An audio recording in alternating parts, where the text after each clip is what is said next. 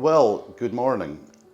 I'm trying to curb my excitement because this is the very end of April and I'm standing in an artist's studio in a very nice part of Fife at the moment. So, lovely day, and I'm trying to be calm and not sort of show my emotions. But I'm in the studio of Jack Morrocco. And you might think, oh, you've already had an artist interview with Jack. We've done all this. But I wanted to talk about something very exciting, and it's actually incredibly rare. And it's the largest painting ever painted by Jack Morrocco, which we are going to have the pleasure of putting on the market almost as soon as you see this video. And Jack's agreed to talk about it, so come along. Hello, Jack. Morning. Are you smiling genuinely to see me, or are you a bit, oh no, here he goes again? Always pleased to see you, All David. right, well, I'll breathe in again. So have a look at this painting. Jack, you talk about it. Well, as David rightly said, it's the biggest thing I've ever painted. It came about because at the turn of the year I thought, well, I'm going to do a New Year's resolution. I'll paint something really important, or in my view. So I stretched a huge canvas and got started on something which just came together as my thoughts on my heritage, on my artistic heritage, certainly, and here it is. It started because of a painting I saw in a book about Larry Rivers, who's an American pop artist. He was painting through the 1960s and 70s, and this was a painting called The Lions of Dreyfus Fund 3, which had nothing in common with this painting other than the gradation from dark to light, which I just thought was it's something which was used a lot in 1970s and 80s advertising. Marks and Spencer's adverts always used to have this for their pack shots, the gradation. And the painting, Larry Rivers' painting, had quite a lot of push and pull going through it. It was a lateral dynamic, and I thought, well, that's not the kind of thing I paint, but I'll try and get some sort of balance in what I'm doing. A lot in common with Larry Rivers in that he was painting all kinds of things from his heritage and his life in America. And I've put little nods to him in here. He used to paint Camel cigarette packets, and he used to also use the work of Utamaro, a Japanese artist, in his work, and there's a little nod to that in here as well.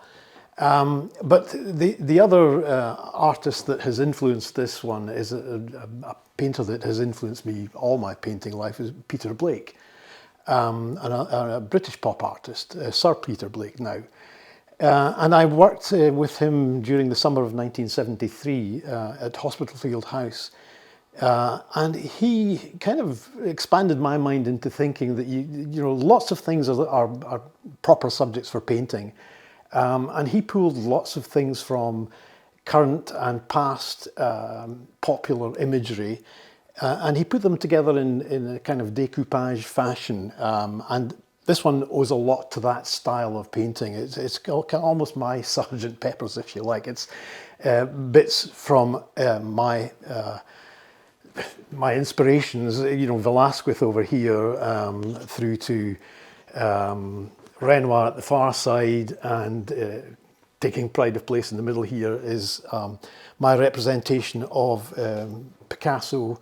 It's a famous photograph that Robert Capa took in 1948 in Golfe Juan of Picasso holding a parasol for François Gillot. And it's such an iconic image, and it's my little nod to Picasso in there. So apart from just being an incredible piece of art, it's also a story of art and the history of art almost. Well, it's a story of the art that I've liked over the years. Yeah. I mean, it goes right back to the Three Graces up there, which in itself is a copy. That's the Roman copy of a Greek statue.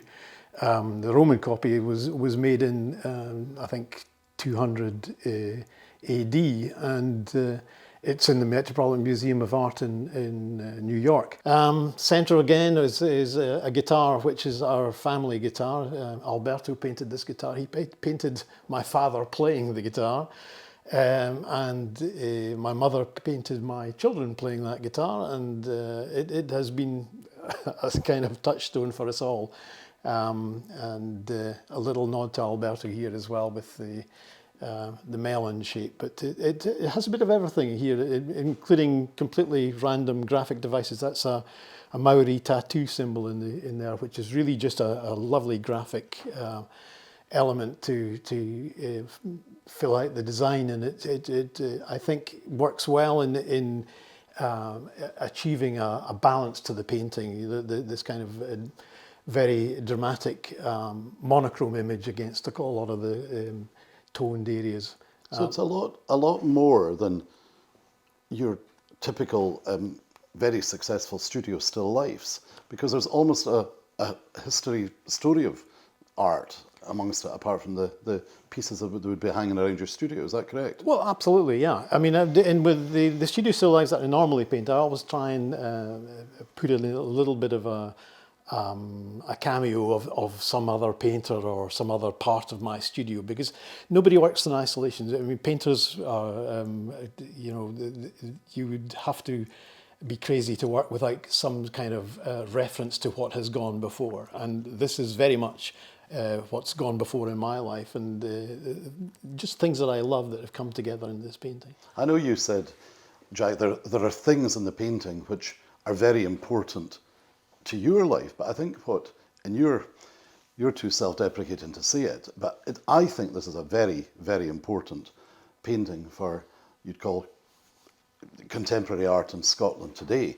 8.5 feet by 5 feet, with a history of the paintings, the fact that it's a Jack Morrocco. Many people come to me and say, and I don't really usually answer this, but we're buying Moroccos because we love them, and they're very good investments. They sell very well at auction, and I, believe it or not, don't really like getting into that, but this is an important painting. And